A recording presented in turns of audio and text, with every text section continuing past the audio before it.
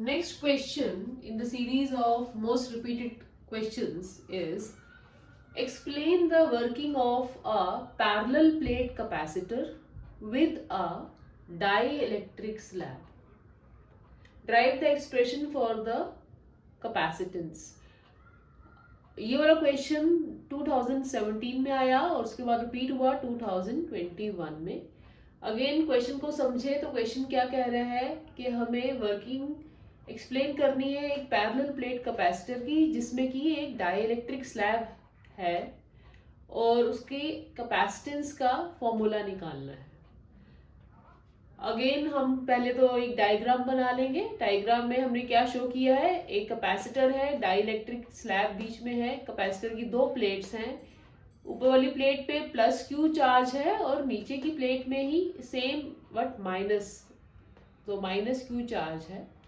Dielectric slab pink colour की boundary से show की गई है सच दैट जो प्लेट्स की सेपरेशन है, कैपेसिटर की प्लेट्स की सेपरेशन स्मॉल डी और डाइलेक्ट्रिक स्लैब की थिकनेस है स्मॉल टी.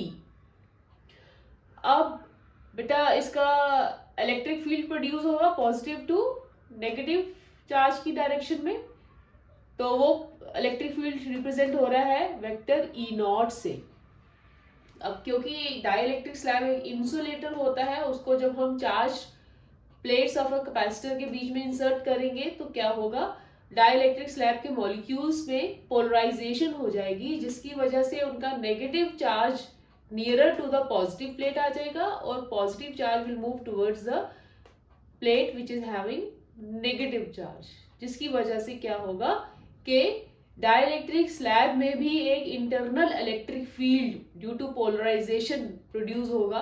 और इसका डायरेक्शन क्या होगा, क्योंकि इसका पॉजिटिव साइन यहाँ और नेगेटिव चार्जेस इस तरफ होंगे तो इसका direction external field E not से ऑपोजिट हो जाएगा, मतलब अपवर्ड डायरेक्शन में हो जाएगा. और इस फील्ड का नाम हमने लिया कुछ ई पी वेक्टर से. बट बाहर ई नॉट है और प्लेट के अंदर या स्लैब के अंदर जो फील्ड है वो ई पी है, तो net which is definitely less, E P तो लेस देन ई नॉट ही है, ठीक है ना. तो net electric field inside the slab क्या हो जाएगा, it will be the difference of E naught and E P but in the direction of E naught itself, क्योंकि ई नॉट ई पी से बड़ा है. तो net field inside the slab आ गया कुछ vector E which is equal to E naught vector minus E P vector. ये labelling की है कि ये डाइलेक्ट्रिक स्लैब शो हो रही है बीच में, ठीक है. अगेन डेरिवेशन लिखने से पहले हम स्टेटमेंट में सभी वेरिएबल्स इंट्रोड्यूस करेंगे. क्या है, what we have is a capacitance of parallel plate capacitor with, अब कैपेसिटर का प्लेट एरिया क्या इंट्रोड्यूस किया हमने, कैपिटल ए, और सेपरेशन बिटवीन द प्लेट्स है स्मॉल डी. और अगर वो वैक्यूम में होगा तो हम कैपेसिटेंस का फॉर्मूला क्या लिखते हैं, C is equal to epsilon naught A by D.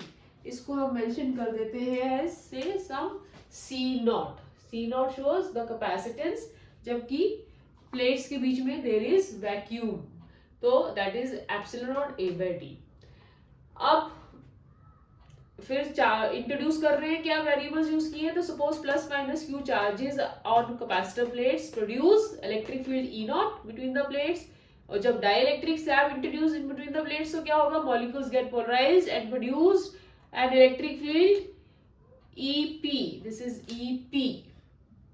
EP opposite to E naught, ठीक है ना. तो effective field inside the dielectric slab क्या हो जाएगा, difference of E naught and EP. So the net electric field E inside is E not minus EP.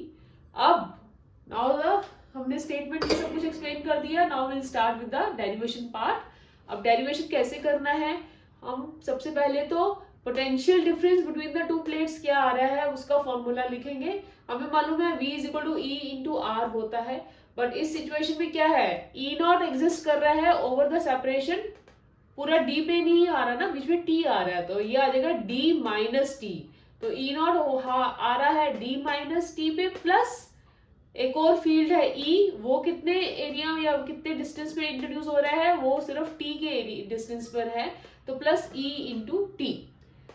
अब हमें मालूम है कि डाई इलेक्ट्रिक कांस्टेंट के कैसे लिखते हैं, ई नॉट अपॉन ई। यहाँ से हम ई को लिख देंगे ई नॉट बाय के। तो ई को रिप्लेस किया ई नॉट बाय के से, तो एंड ई नॉट को कॉमन ले लिया, तो we are left with D minus T plus T by के।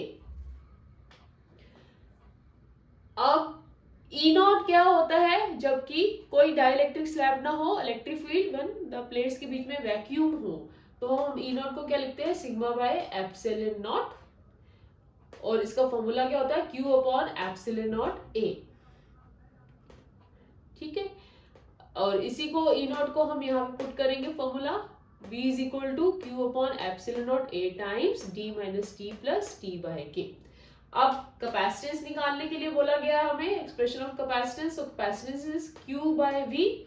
सो putting the value of V in this capacitance formula, what do we get, Q upon V। तो V आ जाएगा, ये epsilon naught A ऊपर चला जाएगा और Q के साथ नीचे डिनोमिनेटर में आ जाएगा T minus T plus T by K। Q and Q get cancels and we are left with C is equal to epsilon naught A by D minus T plus T by K।